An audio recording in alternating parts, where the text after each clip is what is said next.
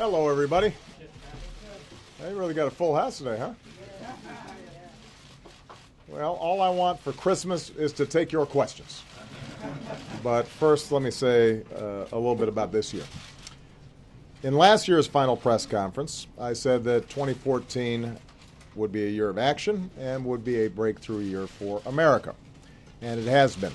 Now, Josh has given me the who's been naughty and who's been nice list. And I'm going to use it to take some questions. And we're going to start with Carrie Buda, Brown, Politico. There you go, Carrie. Thank you, Mr. President. Start in North Korea, because that seems to be the biggest topic today. What does a proportional response look like to the Sony hack? And did Sony make the right decision in pulling the movie, or does that set a dangerous precedent when faced with this kind of situation?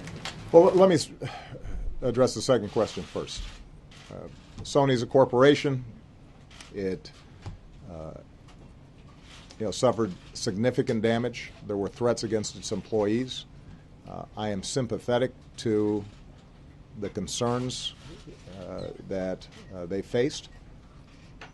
Having said all that, yes, I think they made a mistake.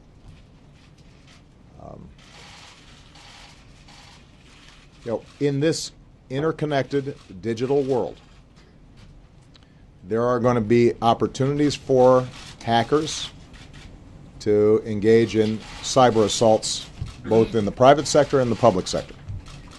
Now, our first order of business is making sure that we do everything to harden sites and prevent those kinds of attacks from taking place.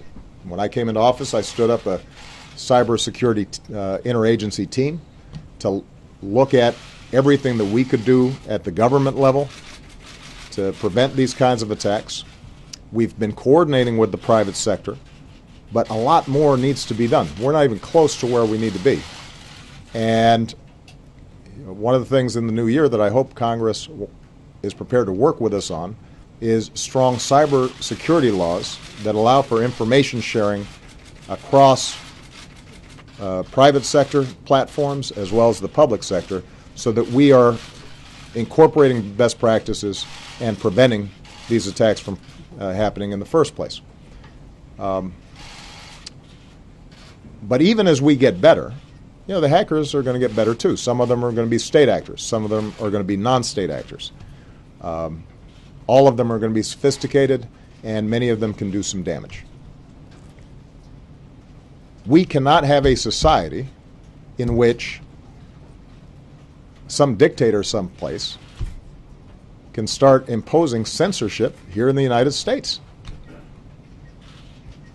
Because if somebody is able to intimidate folks out of releasing a satirical movie, imagine what they start doing when they see a documentary that they don't like or news reports that they don't like.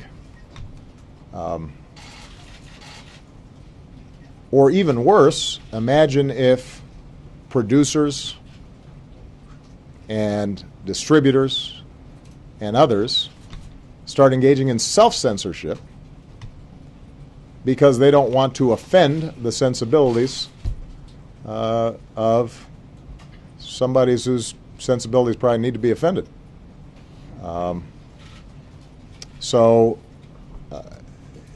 That's not who we are. That's not what America's about. Again, I'm sympathetic that Sony, as a private company, was worried about liabilities and this and that and the other. I wish they'd spoken to me first. I would have told them, do not get into a pattern in which you're intimidated by these kinds of criminal attacks. Imagine if, instead of it being a cyber threat, somebody had broken into their offices and destroyed a bunch of computers and stolen disks. And is that what it takes for suddenly you to pull the plug on something? We'll engage with not just the film industry, but the news industry and the private sector around these issues. We already have. We will continue to do so. But I think all of us have to anticipate occasionally there are going to be breaches like this. They're going to be costly. They're going to be serious. We take them with the utmost seriousness. But we can't start changing our patterns of behavior any more than we stop going to a football game because there might be the possibility of a terrorist attack. Any more than Boston didn't run its marathon this year because of the possibility that somebody might try to cause harm. So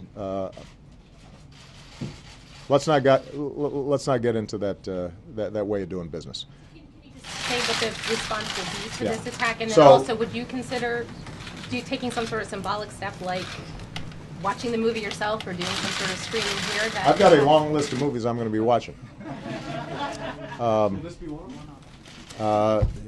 I never release my full movie list. But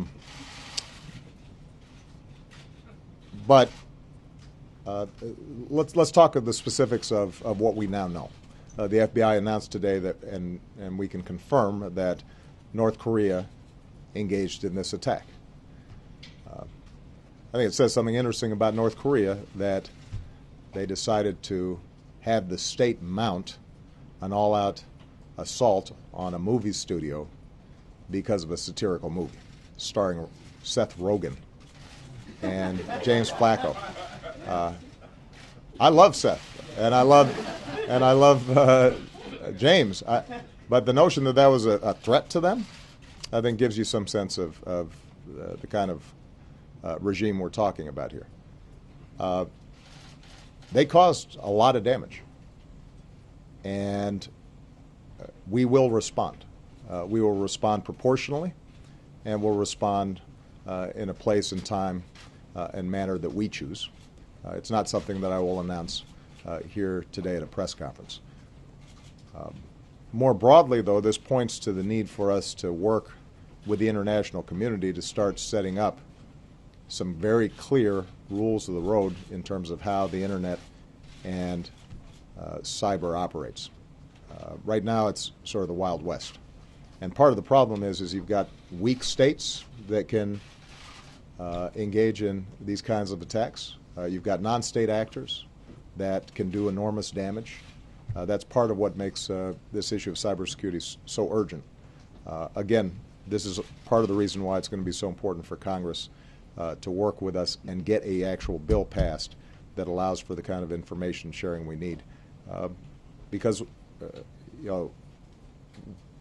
if we don't put in place the kind of architecture that can prevent these attacks from taking place, this is not just going to be affecting movies. This is going to be affecting our entire economy in ways that are extraordinarily significant. And by the way, I hear you're moving to Europe. Where are you going to be? Brussels. Brussels. Yes. Helping Politico start a new publication. Well, congratulations. I've been covering you since the beginning, so. Well, I think It's been a long road. I think there's no doubt that what Belgium needs is a version of Politico.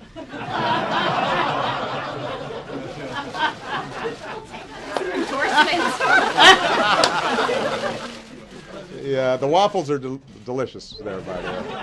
The Cheryl Bowen, you've been naughty. Cheryl, go ahead. Go ahead. Thank you, Mr. President. Looking ahead to your work with Congress next year, you've mentioned as an area of possible compromise tax reform.